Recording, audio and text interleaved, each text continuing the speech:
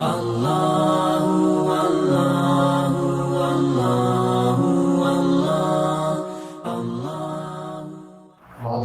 حضرت فرمایا کرتے تھے کہ محبت ایک ایسی بے چینی کا نام ہے کہ جو محبوب کے وصل کے اوپر بھی ختم نہ ہو۔ محبت ایک ایسی بے چینی کا نام ہے جو محبوب کے وصل کے اوپر بھی ختم نہ ہو۔ وصل کہتے ہیں محبوب مل جائے، لیکن آپ کی محبت کی شدت اور اس کی آگ آپ کے دل کے اندر بھڑک رہی ہو، ختم نہ ہوئی، اور بھڑک رہی اور بھڑک رہی،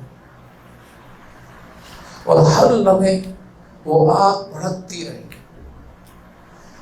دل اس آگ کے اندر جلتا رہے، بھڑکتا رہے، بھڑکتا رہے، اور دماغ بھڑکتا رہے، بھڑکتا رہے، کہ بندہ اس شعر کا مصداق بن جائے کہ یہ کون آیا، دھیمی پڑ گئی دو شمع محفل، پتنگوں کے عوض اڑنے لگی چنگاریاں دل۔ اس شعر کا مصداق بن جائے۔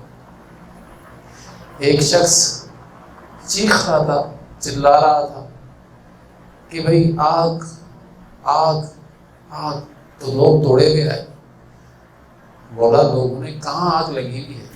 فرمایا یہاں پر آگ لگی ہوئی۔ یہ وہ آگ ہے جو اللہ تعالیٰ کی ذات نے اپنے عشق کی دل کے اندر سلگائی ہے، یہ ختم ہی نہیں ہو، بھڑکتی رہ جا رہی۔ حضرت فرمایا کرتے تھے کہ شفائے علیل لقائے خلیل سے ممکن ہے، شفائے علیل لقائے خلیل سے ممکن ہے۔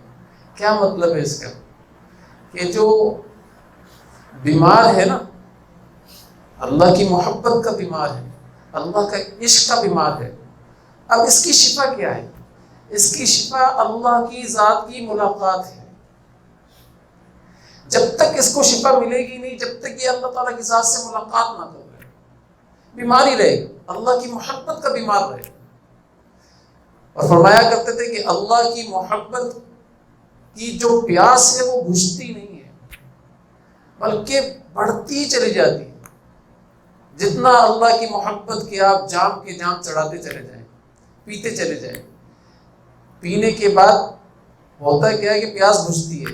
یہ وہ اللہ کی محبت کی پیاس ہے جو بجھتی نہیں ہے، چاہے کتنے ہی جام چڑھاتے چلے جائیں، بڑھتی رہتی، بڑھتی رہتی۔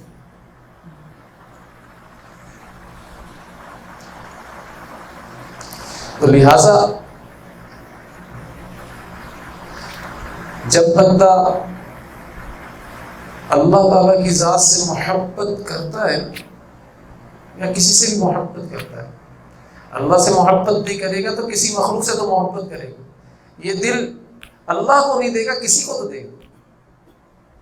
تو لہٰذا جب بندہ اللہ کی ذات سے محبت کرتا ہے تو ہوتا کیا ہے کہ ساری کائنات اس کی نگاہوں سے اوجھل ہو جاتی ہے، ساری کائنات سے یہ اندھا ہو جاتا ہے، صرف اس کو اپنا محبوب جلوہ کر نظر آ رہا ہوتا ہے ہر جگہ۔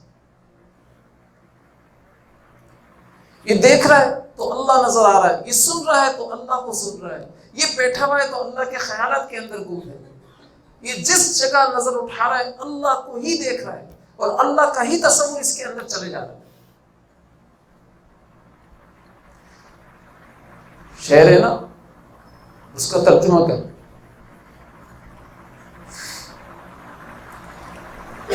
ایک عربی شاعر نے کچھ اشعار اللہ کی محبت میں کہے اور کہا کہ اگر سورج طلوع ہوتا رہے یا غروب ہوتا رہے، لیکن اللہ کی قسم تیری یاد کا جو سلسلہ ہے اس دل سے منقطع نہیں ہوگا۔ سورج کا غروب اور طلوع ہونا بند ہو سکتا ہے، تیری یاد کا سلسلہ منقطع نہیں ہو سکتا، تیری محبت کا سلسلہ منقطع نہیں ہو سکتا۔ میں جہاں بیٹھتا ہوں، جس قوم کے اندر بیٹھتا ہوں، تیرا ہی تذکرہ چھیڑ دیتا ہوں، تیری ہی ذات کے تذکرے سے مجھے طاقت مل رہی ہوتی ہے، تقویت مل رہی ہوتی ہے، میرے نظروں میں میرے خیالات کے اندر تو ہی ہوتا ہے. جب میں پیالہ اٹھاتا ہوں پانی کا تو اس پیالے کے اندر بھی تیری ہی تصویر نظر آ رہی ہوتی ہے. جب میں پیالہ اٹھاتا ہوں تو اس پیالے کے اندر بھی تیری ہی تصویر نظر آ رہی ہے. اور اے میرے محبوب، کوئی خوشی ہو کوئی غمی ہو، ہر وقت اس خوشی اور غمی کے اندر تیرے ہی خیالات کے اندر میں گم رہتا ہوں. اگر تیرے پاس آنے کا کوئی راستہ ہے تو میں رخسار کے بل اور سر کے بل چل کر تیرے پاس آؤں. یہ ان اشعار کا ترجمہ ہے. ہمارے حضرت فرمایا کرتے تھے کہ بڑے خون تمنا سے ملا ہے سلطان جاں مجھ کو. کیا مطلب ہے اس کا؟ اس کا مطلب یہ ہے کہ جب تک انسان اپنی خواہشات کو اللہ کے اوپر قربان نہیں کرے گا اس وقت تک اللہ تعالیٰ اس کو مل ہی نہیں سکتے. اسی لیے حضرت نے یہ شعر کہا، بڑے خون تمنا سے ملا ہے وہ سلطان جاں مجھ کو. تو لہذا خون تمنا کرنا پڑے گا، آپ کو اپنی تمناؤں کا خون کرنا پڑے گا، اپنی تمناؤں کے اوپر تسلیم رضا کے خنجر سے چھری پھیرنا پڑے گی. جب جا کر آپ کو اللہ تعالیٰ کی ذات ملے گی، اس کی چاشنی عطا ہوگی، اس کی محبت عطا ہوگی. ویسا نہیں ملتا.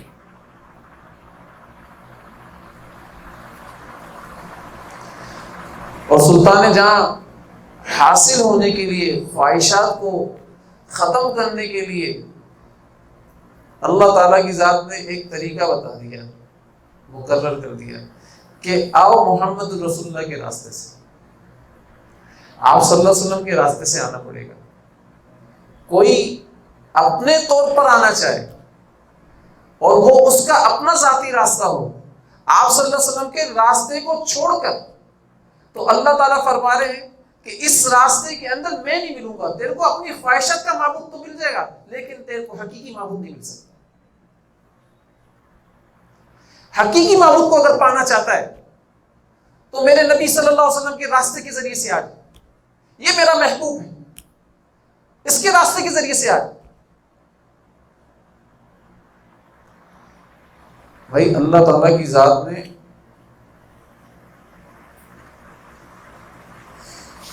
حضور اکرم صلی اللہ علیہ وسلم کے لیے قرآن کے اندر کیا فرمایا؟ لَقَدْ مَنَّ اللَّهُ عَلَى الْمُؤْمِنِينَ إِذْ بَعَثَ فِيهِمْ رَسُولًا.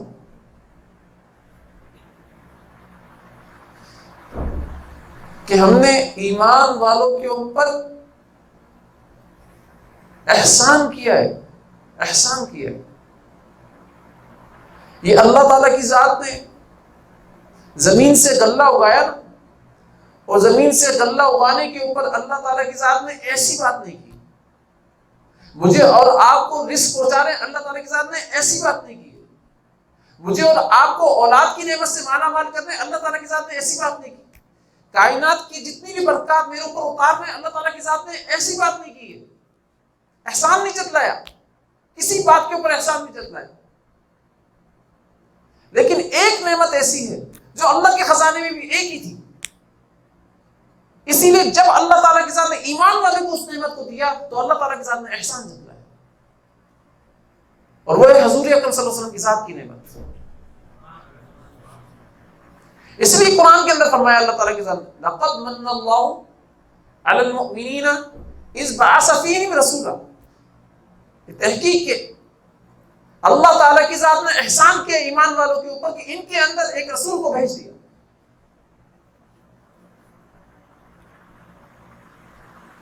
یہ اللہ تعالیٰ کی ذات کا احسان ہے. اور رسول بھی پھر کیسا بھیجا کہ ایک عربی شاعر ہے،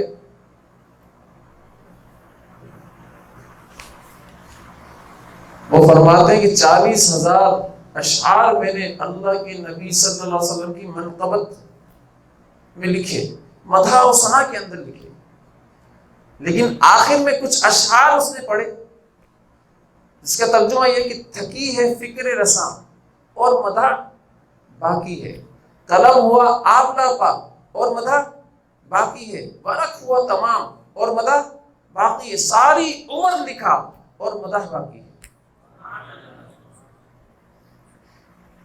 کہ آپ صلی اللہ علیہ وسلم کی مدح و ثنا کے لیے ساری زندگی میں لکھتا رہا، لیکن آپ صلی اللہ علیہ وسلم کی مدح لکھ ہی نہیں سکا۔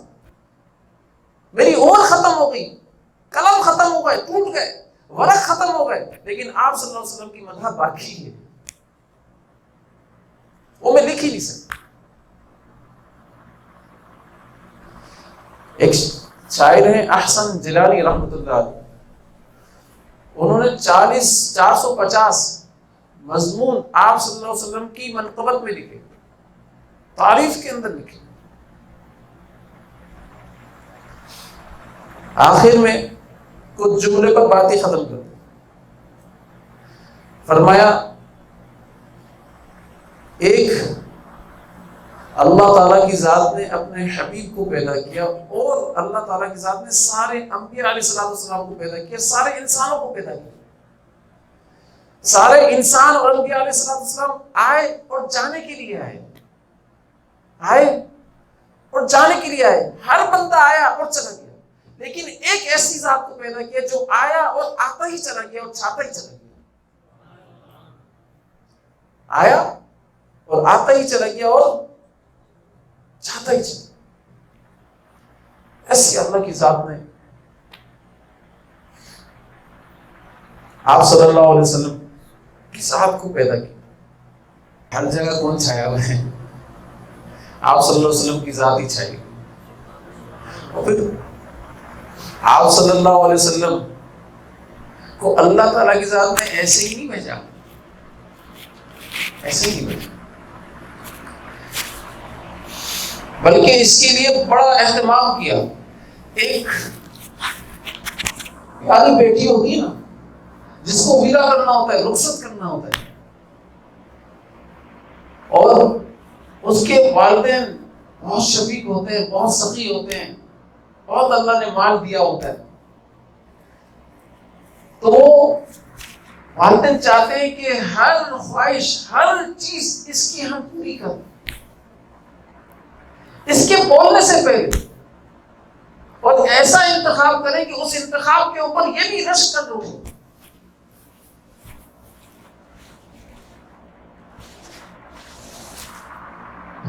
اسی لیے آپ صلی اللہ علیہ وسلم کی چیز کا انتخاب بھی، ہر چیز کا انتخاب اللہ تعالیٰ کی ذات نے کیا ہے، اللہ رب العزت نے کیا ہے، اور پیاری کیا ہے، چن چن کر کیا ہے۔ وہ انتخاب کیا کہ آپ صلی اللہ علیہ وسلم کو اللہ تعالیٰ کی ذات چاہتے تھے ایسے نہیں بھیجو، کوئی اپلیکیشن دے، کوئی اپلیکیشن دے ان کی آنے کی۔ اسی لیے اپلیکیشن کے لیے حضرت ابراہیم علیہ السلام کی ذات کو چنا، جو امام الانبیاء ہے، کہ بھائی میں اپنے رسول صلی اللہ علیہ وسلم کی ذات کو ایسے نہیں بھیجوں گا دنیا کے اندر، اس لیے کہ آپ امام الانبیاء، میں نے آپ کو امام الانبیاء بنایا، آپ نے اپلیکیشن دینی ہے، لیکن اس اپلیکیشن سے پہلے آپ کو 4 امتحانوں سے گزرنا پڑے گا۔ اگر آپ وہ امتحانوں سے گزر گئے تو آپ کی اپلیکیشن مقبول ہوگی، امتحانوں سے گزاریں۔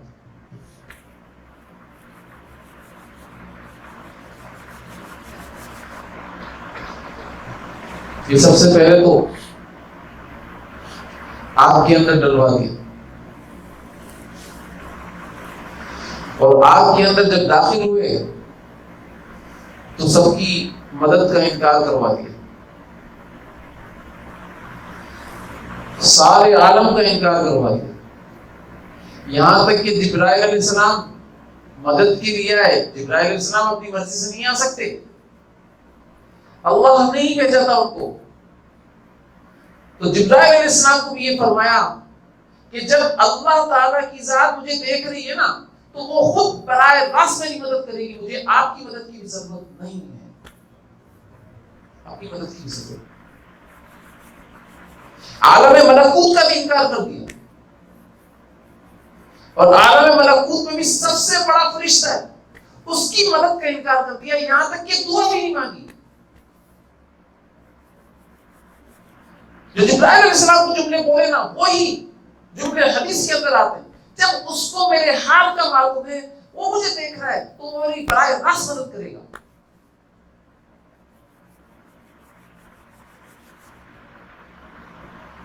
حضرت فرمایا کرتے تھے کہ نفی کی جو تکمیل ہے نا وہ حضرت ابراہیم علیہ السلام کے اوپر ہوئی.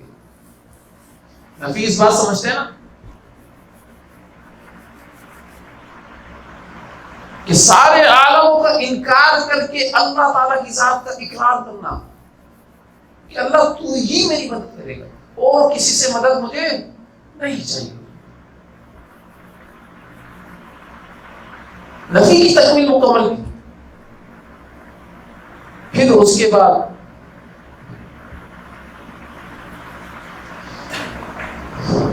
ابراہیم اسماعیل علیہ السلام اور حضرت ہاجرہ علیہ السلام ان کو ایک چٹکل میدان کے اندر جہاں نہ پانی نہ آدم صاحب نہ ہریالی کچھ بھی نہیں.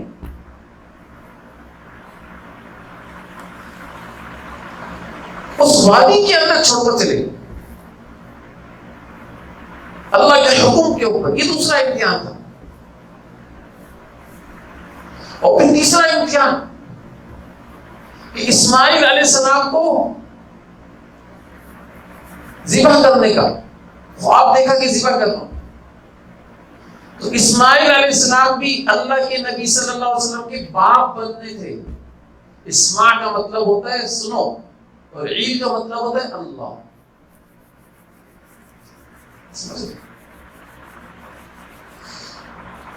نام بھی ایسا رکھا.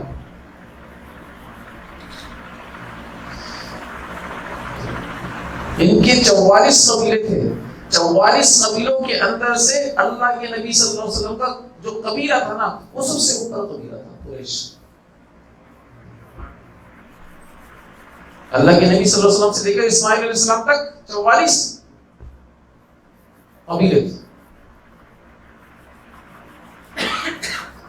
اور 44 قبیلوں کے اندر جو سب سے اونچا قبیلہ تھا وہ کیا تھا؟ قریش. اور قریش قبیلے کے اندر بھی جو شاخ تھی سب سے اونچی وہ تھی بنو ہاشم. اس میں اللہ کے نبی صلی اللہ علیہ وسلم کی ذات کو چنا ہے.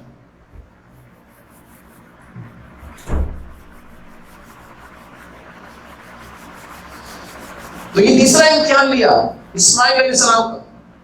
اور اسماعیل علیہ السلام نے بھی کیا کہا؟ یا ابت افعل ما تؤمر. اے میرے ابا جان آپ وہ کر دیجئے جو آپ کو اللہ تعالیٰ کی ذات نے حکم دیا ہے. انشاءاللہ ستجدنی انشاءاللہ من الصابرین. آپ دیکھ لیں گے کہ میں صبر کرنے والوں میں سے ہوں, میں بھاگنے والوں میں سے نہیں.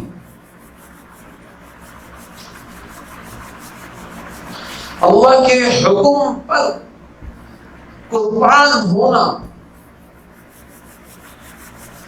تو ایک نبی کو اللہ تعالیٰ کی ذات نے ذبیح اللہ بنایا.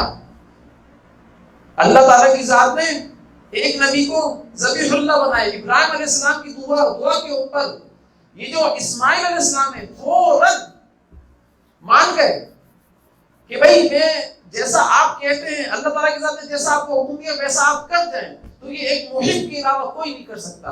ابراہیم علیہ السلام کی دعا پر اللہ تعالیٰ کی ذات نے محب کو پیدا کیا اور ابراہیم علیہ السلام کی دعا کے اوپر اللہ تعالیٰ کی ذات نے محبوب کو پیدا کیا.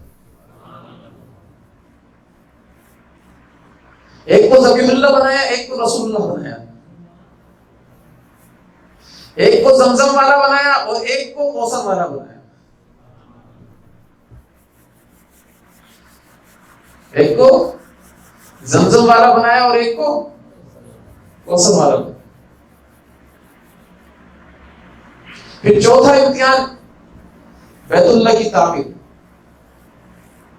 اور بیت اللہ کی تعمیر جب کر دی اب اللہ تعالیٰ کی ذات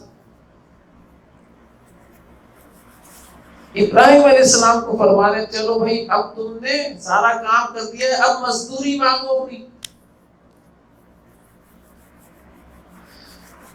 تو ابراہیم علیہ السلام نے بھی مزدوری کا حق ادا کر دیا. فرمایا اے اللہ میں آپ سے کوئی مال و منال نہیں مانگتا، آپ سے دنیا کا جاہ و جلال نہیں مانگتا، میں تو آپ سے آمنہ کا لال مانگتا. آپ سے کیا مانگتا ہوں؟ آمنہ کا لال مانگتا. یہ بھی اللہ تعالیٰ کے خزانے میں ایک ہی نعمت تھی. اس نعمت کو دے کر اس امت کو اللہ تعالیٰ کی ذات کو بھی مزہ آیا.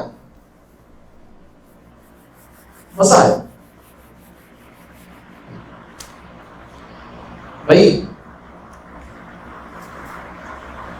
آپ صلی اللہ علیہ وسلم کی ہر چیز کا انتخاب اللہ تعالیٰ کی ذات نے کیا. ہر چیز.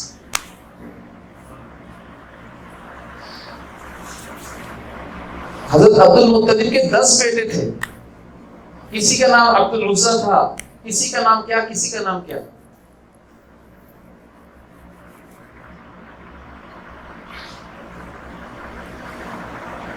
لیکن آپ صلی اللہ علیہ وسلم کس کے گھر پیدا ہوں گے اس کو بھی اللہ تعالیٰ کی ذات نے چنا کہ بھئی عبداللہ کے گھر پر پیدا ہوں گے، اللہ کے بندے کے گھر کے اندر پیدا ہوں گے.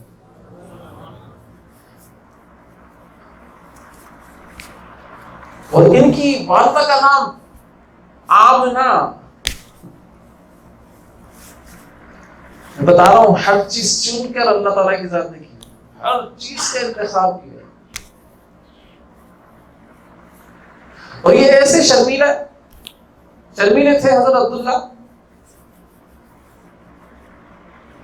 ایسے شرمیلے کہ ایک خاتون نے ان کو پیشکش کی، نصرانی خاتون نے، کہ بھئی مجھ سے نکاح کر لو، کیونکہ ان کے ماتھے کے اوپر ایک نور چمکتا رہتا تھا. اس نور کو دیکھ کر یہ پہچان گئی تھی کہ بھئی ان کے گھر میں کوئی بڑی شخصیت پیدا ہوگی. اس لیے اس خاتون کی رغبت تھی کہ یہ کسی طرح مجھ سے نکاح کر لے. اور اس خاتون نے بولا کہ بھئی آپ مجھ سے نکاح کر لیں. تو فرمایا نہیں میں نہیں کر سکتا.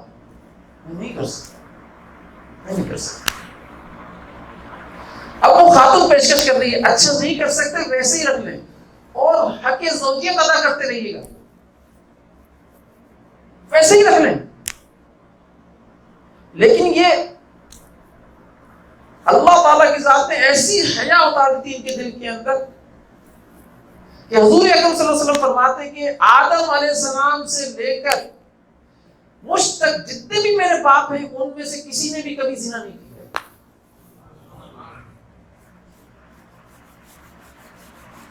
کبھی بھی ایسا گناہ صادق نہیں ہوا.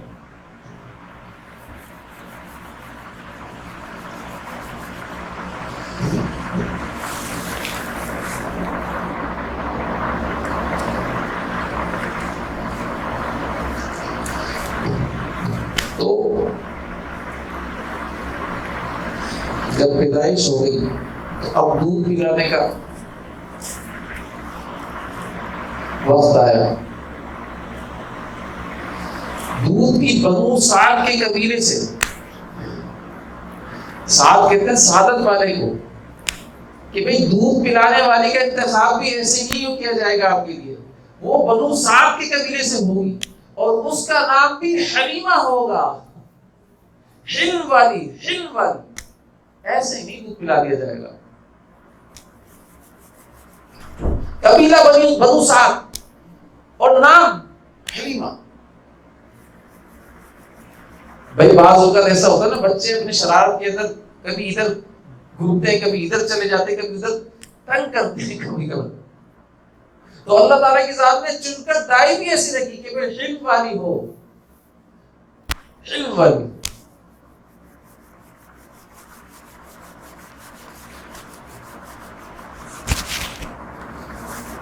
اور جس قبیلے کے اندر میں نے پہلے بتایا کہ آپ صلی اللہ علیہ وسلم کی پیدائش ہوئی وہ قریش قبیلہ تھا. اور اس کے بعد قریش قبیلے کی ایک شاخ تھی بنو ہاشم، جو مشہور تھی سخاوت کے اندر، سخاوت کرنے کے اندر مشہور تھی، مہمان نوازی کے اندر مشہور تھی، اور یہاں تک مشہور تھا کہ یہ انسان تو انسان، یہ چرند پرند کی بھی مہمان نوازی کرتے ہیں، کیونکہ جو کھانا بچ جایا کرتا تھا یہ پرندوں کو کھلا دیا کرتے تھے. تو یہ قبیلہ اس طریقے سے مشہور تھا.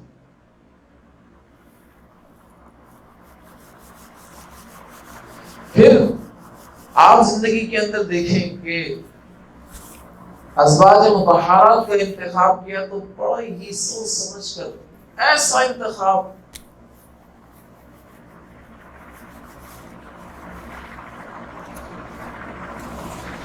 کہ اللہ تعالیٰ کی ذات نے قرآن کے اندر فرمایا لستن کاحد من النساء، یا نساء النبی لستن کاحد من النساء، کہ اے نبیوں کی ازواج مطہرات تم دوسری عورتوں کی طرح نہیں ہو، دوسری عورتوں کی طرح نہیں.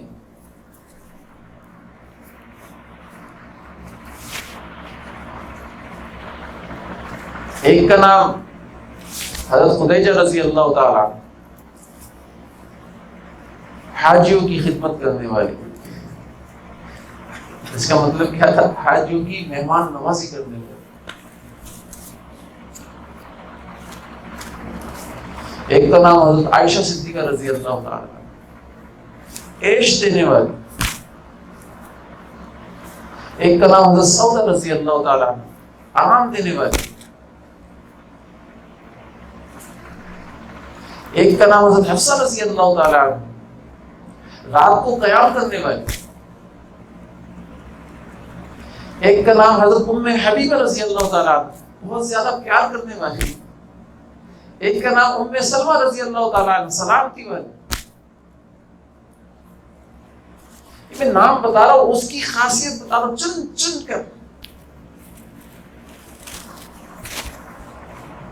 آپ انبیاء علیہ السلام کے ناموں کے اوپر آپ غور کرو. ادریس علیہ السلام کا نام، اس کا مطلب کیا ہے؟ درس دینے والا. یوسف علیہ السلام کا نام، افسوس کرنے والا.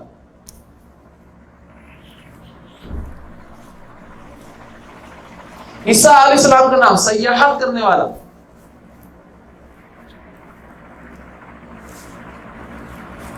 موسیٰ علیہ السلام کا نام، پانی سے پیدا ہوا ہو.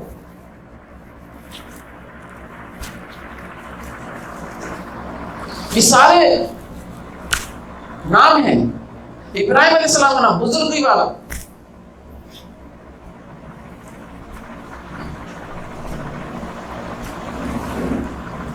یہ سارے انبیاء علیہ السلام کے نام ہیں. حضرت نوح علیہ السلام کا نام، نوحہ کرنے والا. بہت اعلیٰ نام ہے، لیکن ان کے مطابق آپ دیکھیں، معنی دیکھیں. اور آپ صلی اللہ علیہ وسلم کا نام جو اللہ تعالیٰ کی ذات نے رکھا، محمد اور احمد، اس کا مطلب آپ دیکھیں، ایسی ذات کے جس کی تعریف اور مدح سب سے زیادہ کی جائے، سب سے زیادہ کی جائے. اور ایسی ذات جو اللہ تعالیٰ کی ذات کی مدح اور تعریف سب سے زیادہ کرنے والی ہو. بالکل ایسے ہی نا، ایک ماں جب اپنے بچے کو بہت زیادہ پیار کرتی ہے، محبت کرتی ہے نا، کبھی بولتی ہے اے میرے لال، اے میرے جگر کے ٹکڑے، اے میرے دل کے ٹکڑے، اے میری زندگی، اے میری جان. یہ ماں نام دیتی ہے اپنے ایک بچے کو. ایسے ہی اللہ تعالیٰ کی ذات نے اپنے حبیب صلی اللہ علیہ وسلم کی ذات کو نام دی ہے. کبھی کہا اے میرے یاسین، اے میرے طٰہٰ، اے میرے ماہی، اے ابو القاسم، اے محمد، اے احمد، اے حاشر، اے عاقب. یہ اللہ تعالیٰ کی ذات کے نام ہے.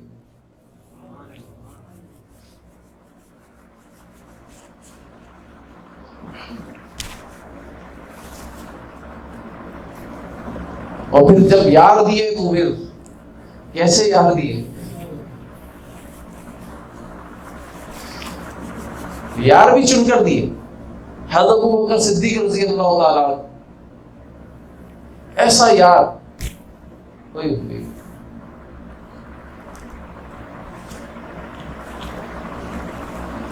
پھر حضرت عمر بن خطاب رضی اللہ تعالیٰ عنہ جیسے یار، حضرت عثمان غنی رضی اللہ تعالیٰ عنہ جیسے یار، حضرت علی رضی اللہ تعالیٰ عنہ جیسے یار، جمہور صحابہ رضوان اللہ علیہم جیسے یار.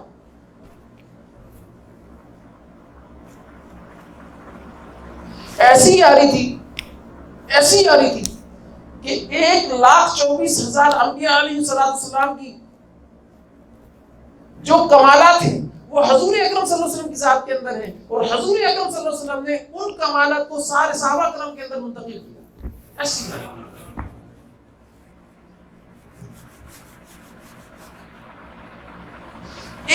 ایک صحابی کسی کے اندر قوال نبوت میں سے صدیقیت منتقل کر دی. ایسا نہیں کہ اور صفاتیں ان کے اندر نہیں تھیں، اور صفاتیں تھیں لیکن صدیقیت کا رنگ زیادہ غالب تھا. کسی کے اندر فاروقیت منتقل کر دی. ایسا نہیں ہے کہ ان کے اندر اور صفاتیں نہیں تھیں بلکہ فاروقیت کا رنگ زیادہ غالب تھا. کسی کے اندر حیا کی صفت زیادہ منتقل ہو گئی، حیا کا رنگ زیادہ غالب ہو گیا اور صفات کے اوپر.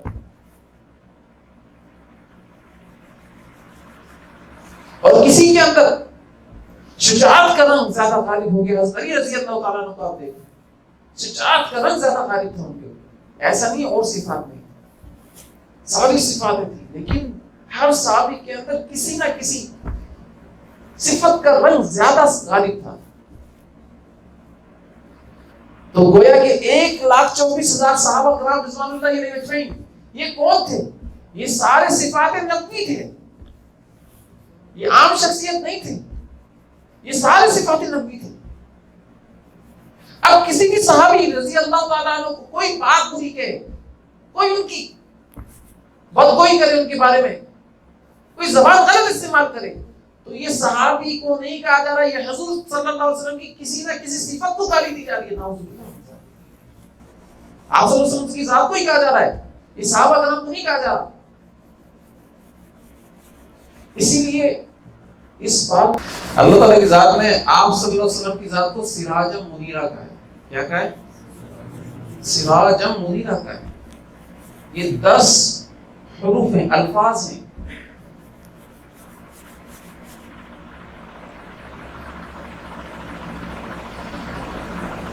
اللہ تعالیٰ کی ذات نے آپ صلی اللہ علیہ وسلم کو سورج کے ساتھ تشبیہ دی ہے.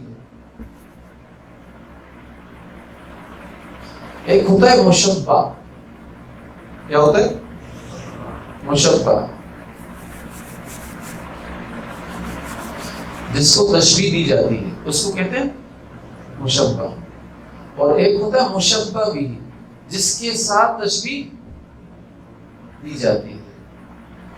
اور ایک ہوتا ہے وجہ تشبیہ، کہ کس وجہ سے تشبیہ دی گئی ہے. بھئی ایسا کون سا وصف ہے جس کی وجہ سے تشبیہ دی گئی ہے. جیسے میں کہوں اپنے بیٹے کو مثال کے طور پر ابنی کل اسد، میرا بیٹا شیر کی طرح ہے. کیا کہوں میں؟ میرا بیٹا شیر کی طرح ہے. تو میں نے جس کو تشبیہ دی ہے وہ کس کو دی ہے؟ میں نے اپنے بیٹے کو تشبیہ دی ہے. کس کے ساتھ دی ہے؟ شیر کے ساتھ دی ہے. لیکن شیر کے ساتھ دینے کے اندر ایسی کون سی صفت تھی میرے بیٹے کے اندر جس کی وجہ سے میں شیر کے ساتھ تشبیہ دے رہا ہوں؟ شجاعت، بہادری. سمجھ میں آ رہی ہے؟ میں مثال کے ذریعے سمجھانے کی کوشش کر رہا ہوں. سمجھ میں آ رہی ہے؟ تو اللہ تعالی کی ذات نے سورج کے ساتھ آپ صلی اللہ علیہ وسلم کی ذات کو تشبیہ دی ہے. کس کے ساتھ تشبیہ دی ہے؟ سورج کے ساتھ آپ صلی اللہ علیہ وسلم کی ذات کو تشبیہ دی ہے. لیکن ایک اشکال پیدا ہوتا ہے کہ کیا سورج آپ صلی اللہ علیہ وسلم کی ذات سے افضل ہوا کیا؟ کیونکہ جس کے ساتھ تشبیہ دی جاتی ہے وہ زیادہ افضل ہوتا ہے مشبہ سے. تو حضرت قاری طیب قاسمی رحمۃ اللہ علیہ فرمایا کرتے تھے، بھائی سورج کی اور آپ صلی اللہ علیہ وسلم کی صفات اور کمالات کے اوپر غور کرو تو آپ کو پتہ چل جائے گا کون افضل ہے. سورج وہ ہے کہ جس کی روشنی کے سامنے کوئی کھڑا نہیں ہو سکتا، جس کی روشنی کے سامنے کوئی کھڑا نہیں ہو سکتا. لیکن میرے محبوب صلی اللہ علیہ وسلم کی ذات وہ ہیں کہ جن کے سامنے بندہ کھڑا ہو تو دیکھتا ہی رہ جائے. روشنی ہو. سورج کی تپش کے اندر کوئی بیٹھ نہیں سکتا، لیکن میرے محبوب صلی اللہ علیہ وسلم کی ذات وہ ہے کہ جن کے پاس اگر کوئی بیٹھ جائے تو اٹھنے کا دل نہ چاہے.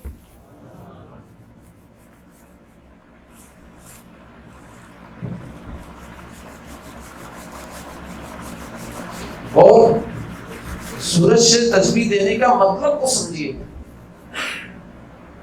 کیوں دی گئی؟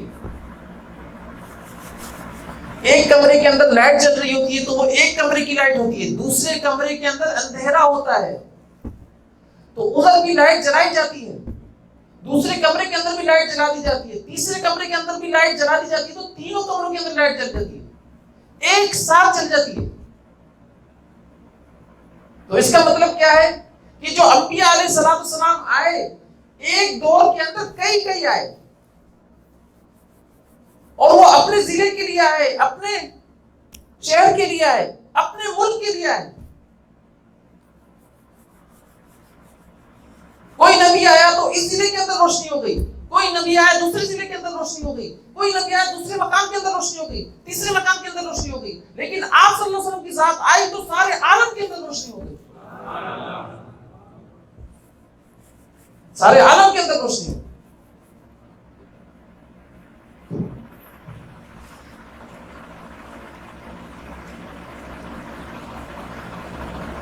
یعنی انبیاء علیہ السلام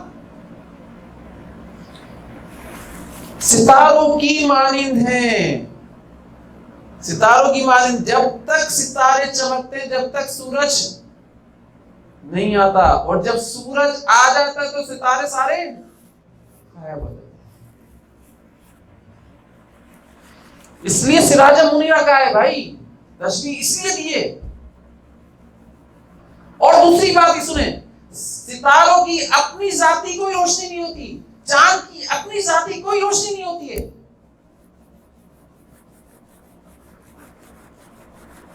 وہ سورج سے لے رہے ہوتے ہیں روشنی. اسی طریقے سے انبیاء علیہ السلام کے اندر بھی نبوت کا جو فیض ہے، نبوت کی جو تجلی ہے، وہ ان کی اپنی ذاتی نہیں ہے، آپ صلی اللہ علیہ وسلم کی ذات سے ملی ہے ان کو. آپ صلی اللہ علیہ وسلم کی ذات سے ملی. تو ایسا نبی میرے کو رکھو، اللہ تعالیٰ کی ذات نے دیا ہے بھائی. اس کی قدر ہم لوگ نہیں کر رہے، بلکہ اس کے طریقے کو مٹانے کے اندر لگے ہوئے، ان کے طریقے کو مٹانے کے اندر لگے ہوئے، اپنی زندگی سے، اپنی معاشرت سے، اپنی معیشت سے، اپنی تجارت سے. کون سا زندگی کا پہلو ایسا ہے جس میں پیارے نبی کریم صلی اللہ علیہ وسلم کی ذات کی سنت میری زندگی کے اندر چل رہی ہو؟ آپ تجارت کو دیکھ لیں، جھوٹ، دھوکہ، کم تولنا، رشوت خوری، سود خوری، آپ صلی اللہ علیہ وسلم کے سارے طریقے نکال کر باہر کر دیے، غیروں کے طریقے اپنے داخل کر لیے اپنے اندر. تو کیا میں 12 ربیع الاول منا رہا ہوں؟ میں آپ صلی اللہ علیہ وسلم کی ذات اقدس کی پیدائش پر خوش ہو رہا ہوں؟ ارے منانے کے بعد اگر میری زندگی کے اندر کوئی تبدیلی آتی ہے، اعمال کے اندر آپ صلی اللہ علیہ وسلم کے طریقوں سے میچ کھاتی ہے میری زندگی، تب تو مجھے سمجھ میں آتا ہے ہاں میں نے 12 ربیع الاول منایا. لیکن اعمال سے میچ نہیں کھاتی تو ایک دن 12 ربیع الاول منا لیا، یہ پورے مہینے 12 ربیع الاول منا لیا، تو کیا منایا بھائی تم نے؟ کیا منایا؟ اس کے بارے میں بتاؤ نا، اس کے بارے میں کیوں نہیں سوچتے؟ کیا جھوٹ بولنا چھوڑ دیتے ہم لوگ، دھوکہ دینا چھوڑ دیتے ہیں، آپ صلی اللہ علیہ وسلم کی طرز کے اوپر اپنی تقریبات کو کر لیتے ہیں، سنتوں کے اوپر آپ صلی اللہ علیہ وسلم کی اپنی تقریبات کو کر لیتے ہیں. اس پر کوئی آیا نہیں آیا تو اس کا مطلب ہے آپ صلی اللہ علیہ وسلم کا عاشق. میں اپنے آپ کو صرف زبان سے کہتا ہوں، دل کے اندر میں آپ صلی اللہ علیہ وسلم کا عاشق نہیں ہوں، نہیں ہوں. ہمارے حضرت فرمایا کرتے تھے کہ کھلا آپ صلی اللہ علیہ وسلم کی سنت کے اوپر عمل کرنا پڑے گا. جہاں آپ صلی اللہ علیہ وسلم کے مخالف ماحول ہو، آپ صلی اللہ علیہ وسلم کی ذات کے مخالف ماحول چل رہا ہو، آپ اس ماحول کے اندر آپ صلی اللہ علیہ وسلم کا طریقہ لے کر چل رہے ہو، آپ صلی اللہ علیہ وسلم کی سنت کو لے کر چل رہے ہو. یہ ہے اصل سنت کا جہاد. ورنہ چھپ کر سنت کرنا، سنت پر عمل کرنا، یہ سنت کا جہاد نہیں ہے. سنت کا اتباع تو کر رہے ہو لیکن سنت کا جہاد نہیں کر رہے ہو. آپ کو 100 شہیدوں کا ثواب نہیں دیا جائے گا. 100 شہیدوں کا ثواب ملے گا تب جب آپ سنت کا جہاد کر رہے ہو.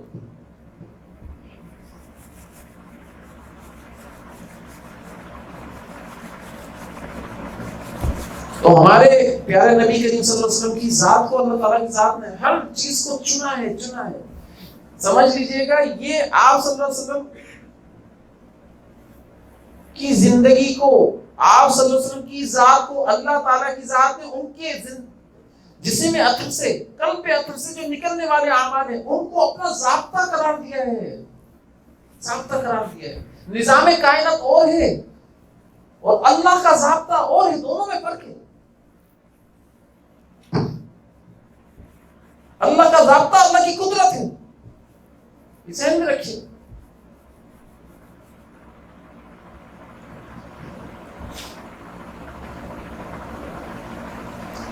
تو لہذا آپ صلی اللہ علیہ وسلم کی ذات کی ہر چیز کو انتخاب کیا ہے. اب جب قریب وقت آ گیا کہ بھئی آپ صلی اللہ علیہ وسلم آنے والے ہیں تو حضرت عیسیٰ علیہ السلام سے اعلان کروا دیا، مبشرا برسول یأتی من بعد اسمہ احمد.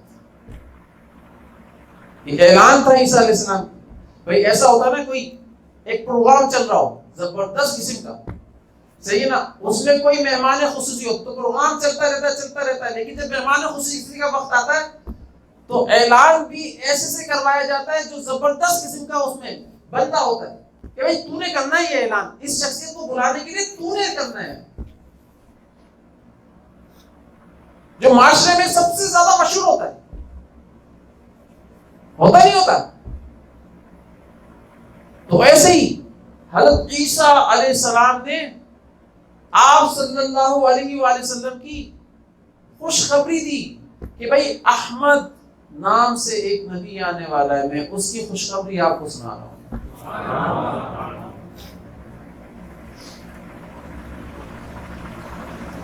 پھر جب مہمان خصوصی آ جاتے ہیں اور پھر وہ آ کر دوبارہ چلے جاتے ہیں تو یہ جو جس نے اعلان کیا تھا یہ دوبارہ آتا ہے. سمجھ گئے؟ جس نے اعلان کیا تھا یہ دوبارہ آتا ہے. بھائی ایسا ہوتا ہے نا، مؤذن اذان دیتا ہے، جب جماعت کھڑی ہونے والی ہوتی ہے تو اقامت کے لیے دوبارہ آتا نہیں آتا. سمجھے میری بات کو؟ تو یہ اللہ تعالیٰ کی ذات نے اسی لیے ان کو اوپر اٹھا لیا. جلدی سے اعلان کرو، جلدی سے آ جاؤ، بس اوپر اٹھاؤ، تمہارے کو واپس بھیجنا ہے کیونکہ پروگرام ختم ہونا ہے نا. تم نے بلایا تھا مہمان خصوصی کو، آ گئے مہمان خصوصی اور آ کر اب چلے گئے. اب تم نے اس پروگرام کو ختم بھی تو کرنا، سمیٹنا بھی تو ہے، اس لیے دوبارہ بھیجوں گا، اس لیے اٹھا لیا. میں بتا رہا ہوں اللہ تعالیٰ کی ذات نے بڑی چن کر کیے ہیں، منتخب کر کے، انتخاب کر کے کیا ہے جو بھی کیا. اللہ